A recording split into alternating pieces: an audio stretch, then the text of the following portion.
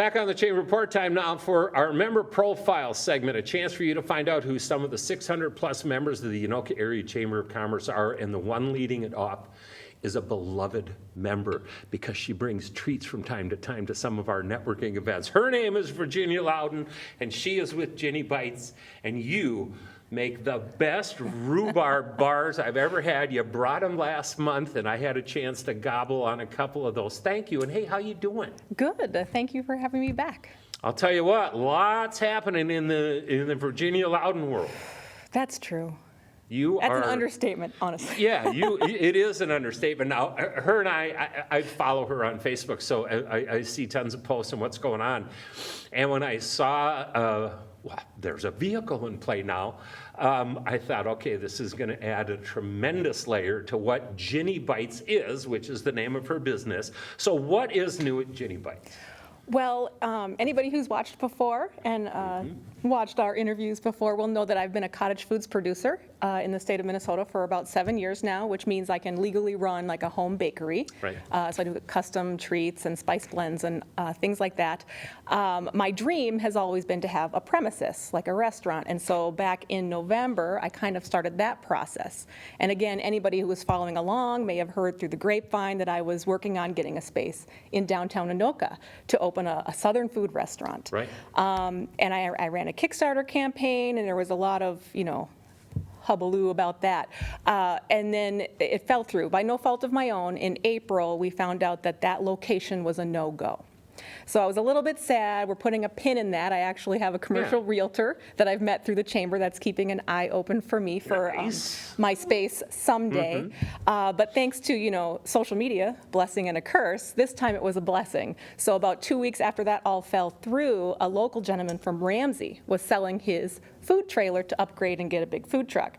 So quite a few people tagged me in that post, and sure enough, I bought the food trailer. So at least it gets me cooking in the meantime.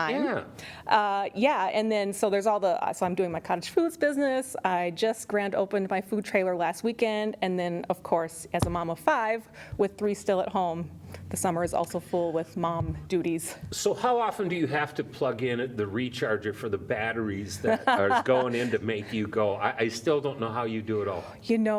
I'm learning as I go. It's one of those things you don't know until you get one, and I actually have a fancy generator. So if somebody doesn't have a place for me to plug in, I have like 100, I'm going to have muscles by the end of this summer. Yes, you are. All right, so let's talk generator. Let's talk the food truck and this trailer. So what kind of foods will you be offering in the new trailer?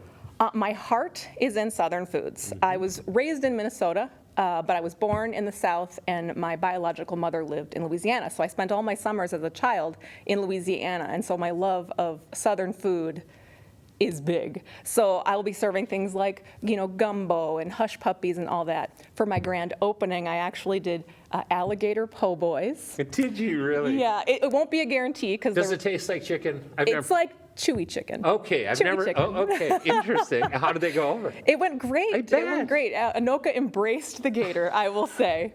So then a lot of my recipes are family. Sweet. Over the weekend I did biscuits and gravy. That's for my great aunt Dot and Uncle Elvis. And I did banana pudding, which is reminiscent of my grandmother from Texas. And so just all kinds of fun stuff that have been a part of my life for a long time. And you've been a part of Riverfest, so we'll talk about that in a little bit, but you have spices. I do. And are those spices in play in that food in that trailer? They will be. I actually clearanced them all out because I was making them under the cottage food registration. But once I start making them from the trailer to sell, the state labeling requirements change. So I'm in the process of redesigning my labels and making all fresh stuff. All right, so back to this trailer and cottage foods. Does that mean no more cottage foods for you? Oh, goodness, no. Good Pete, answer. what would I do with myself? Good answer. No, I will be doing both. Neither is a full-time job. So the food trailer keeps me busy part-time, and the cottage foods business keeps me busy part-time. I might be a little bit choosier based on scheduling of the kind of custom treats and stuff that I will make. But yes, they are both my happy place. Okay, that is what we wanted to hear. Winter month specials.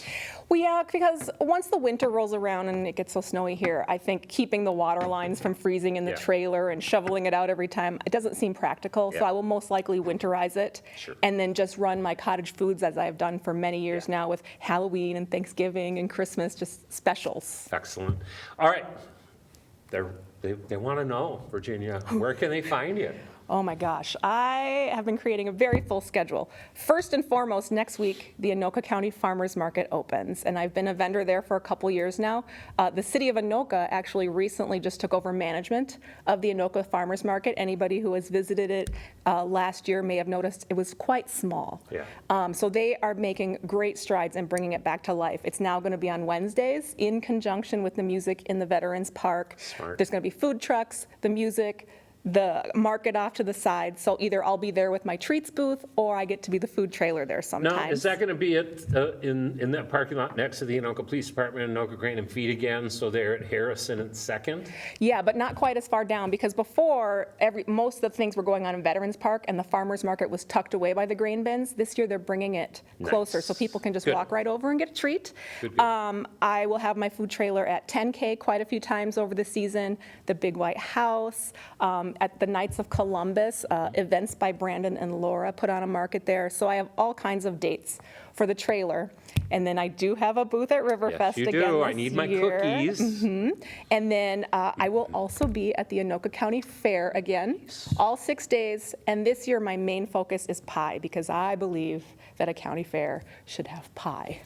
I believe that somewhere in the history of county fairs, there was pie eating contests. So It just makes sense. It does. It absolutely does make sense. Real quick to the cottage foods things. So explain a little bit more.